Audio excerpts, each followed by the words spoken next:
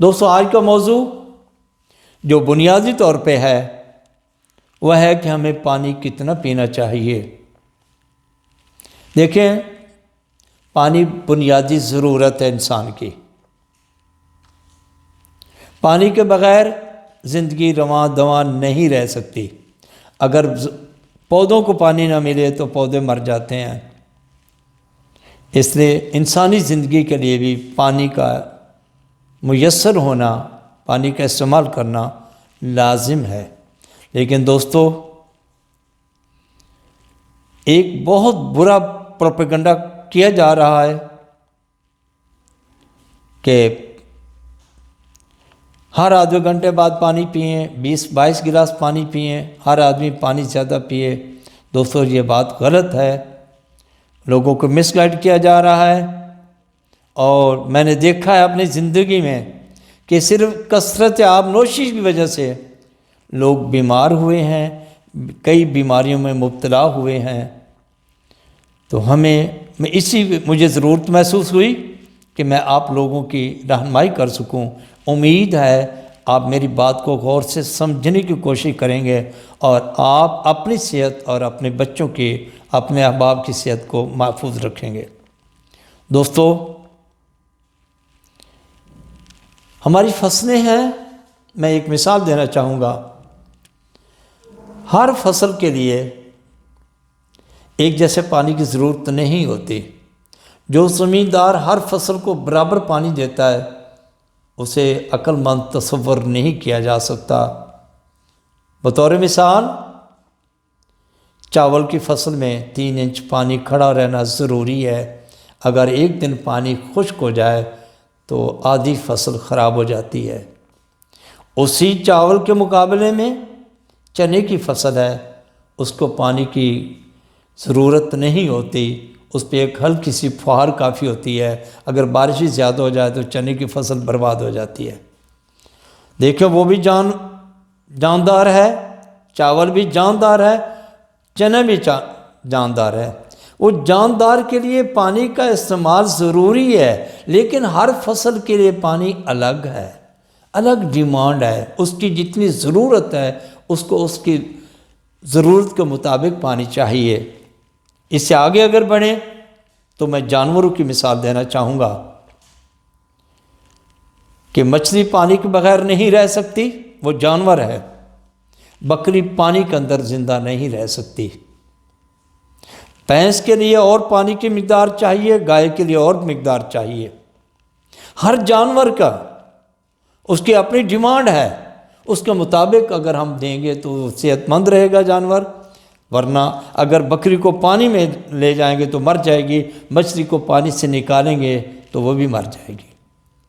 تو یہ ایسی دلیلیں ہیں کہ اس میں ہمیں حالات کے مطابق جو اصول ہیں اس کے مطابق ہمیں پانی کی مقدار استعمال کرنی چاہیے۔ دوستو، پانی اگر زیادہ ہو، سیلاب آ جائے تو زندگیاں تباہ ہو جاتی ہیں، بستیوں کی بستیاں مٹ جاتی ہیں۔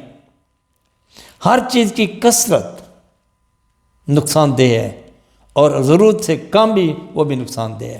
دوستو، اللہ تعالیٰ نے جیسے فصلوں کے مزاج ہیں، جانوروں کے مزاج ہیں۔ بھینس کا ایک پورے خاندان کا ایک مزاج ہے، مچھلی کا پورے خاندان کا مزاج ہے، بکری کا ایک پورے خاندان کا مزاج ہے، چاول کی فصل کے اپنے اس کے پوری خاندان کا ایک مزاج ہے، چنے کے فصل کا ایک خاندان کا مزاج ہے۔ لیکن انسان جو اشرف المخلوقات ہے، یہ مرکب المزاج ہے۔ اس نے ہر جانور کو گوشت کھانا ہے، ہر فصل کو کھانا ہے۔ اللہ تعالیٰ نے اس کو کئی مزاجوں سے نوازا ہے۔ کسی کا مزاج گرم ہے، کسی کا ٹھنڈا ہے، کسی کا بلغمی ہے، کسی کا صفراوی ہے۔ طب کی ساری بنیاد مزاج پہ ہے۔ ہم علاج معالجہ بھی مزاج کے مطابق کرتے ہیں، اور اس کے یہ مثال ہے کہ سردیوں میں ہم گرم چیزیں استعمال کرتے ہیں، یخنی وغیرہ، چائے وغیرہ، سوپ وغیرہ استعمال کرتے ہیں، ڈرائی فروٹ کھاتے ہیں، اور گرمیوں میں ہم ٹھنڈے مشروبات پیتے ہیں۔ تو اس کا مقصد یہ ہوتا ہے کہ جو بیرونی ماحول ہے وہ ہمیں متاثر کر رہا ہے، تو اس کا مداوع کرنے کے لیے ہم اس کے مطابق غذا استعمال کرتے ہیں۔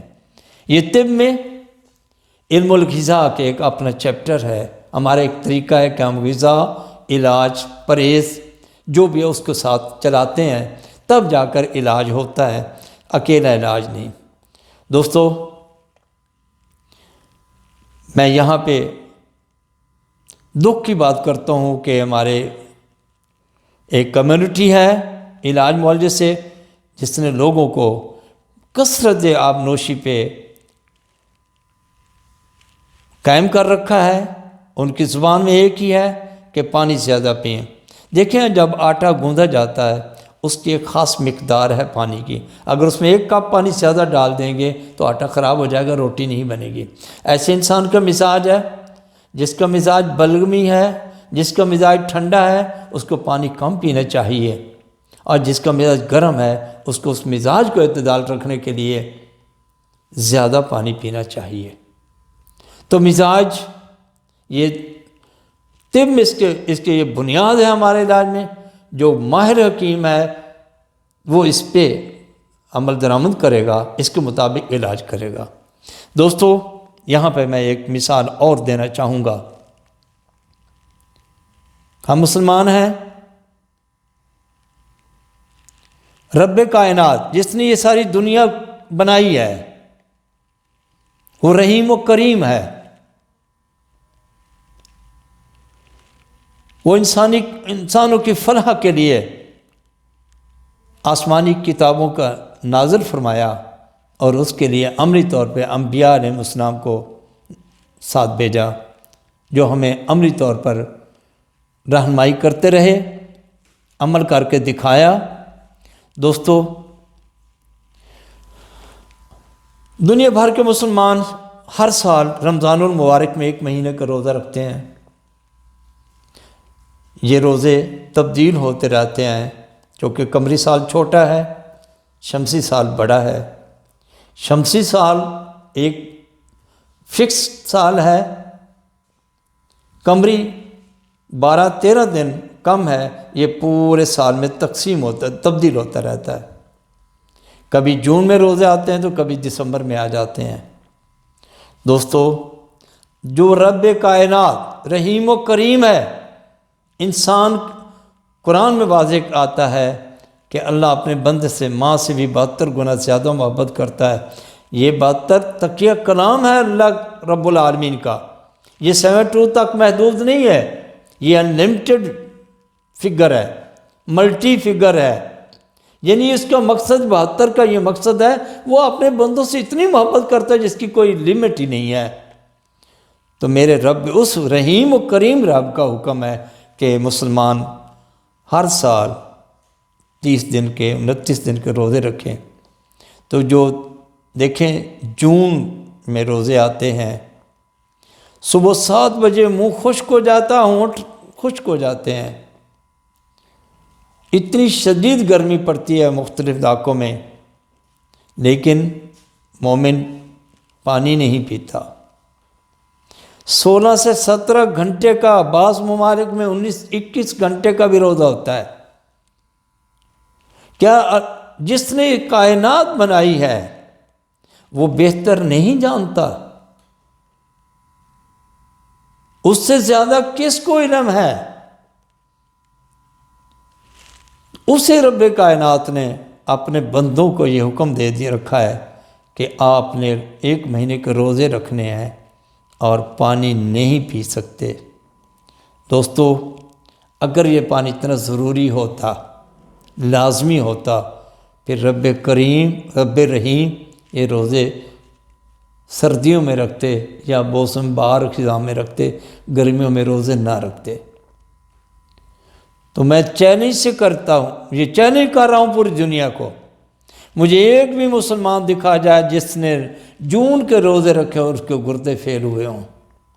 ہاں، یہ ضرور ہے، گردوں کا ایک فنکشن ہے، اللہ تعالیٰ نے گردوں کے ان کو ذمہ کام لگایا ہے، وہ فلٹریشن کا کام کرتے ہیں باڈی سے، خون کے اندر جو ایکسٹرا فضلات ہوتے ہیں، یورک ایسڈ ہوتا ہے یا باقی کوئی فضلات، وہ اس کو چھاننے کا کام کرتے ہیں، خون میں سے اس کو نکالتے ہیں۔ اگر اس میں ہم اس کی طاقت سے زیادہ برڈن ڈال دیں گے تو وہ ایگزاسٹ ہو جائیں گے، بار بار کثرت پیشاب کی پیدائش میں وہ ایگزاسٹ ہو جائیں گے، کمزور ہو جائیں گے۔ یہ تو یقیناً آپ غور کریں، آپ سروے کریں کہ ان لوگوں کے گردے زیادہ جلدی فیل ہوتے ہیں جو مزاج کے خلاف پانی زیادہ پیتے ہیں۔ ہاں جو گرم مزاج ان کو پانی زیادہ پینا چاہیے ورنہ ان کے گردے فیل ہو جائیں گے، لیکن جو بلغمی مزاج ہیں، جو ٹھنڈے مزاج کے لوگ ہیں، اگر وہ پانی زیادہ پئیں جائیں تو ان کے گردے جلدی خراب ہو جائیں گے۔ تو دوستو، یہ طب کی بنیاد ہے کہ مزاج کے مطابق اپنی غذا کا تعین کریں، اور خاص کر جو بار بار پانی کے لیے ہمیں مشورہ دیا جا رہا ہے، آپ اپنے مزاج کے مطابق کسی ماہر حکیم سے رابطہ کریں، اسے اپنے مزاج کا تشخص کروائیں اور اس سے علم الغذا کے تحت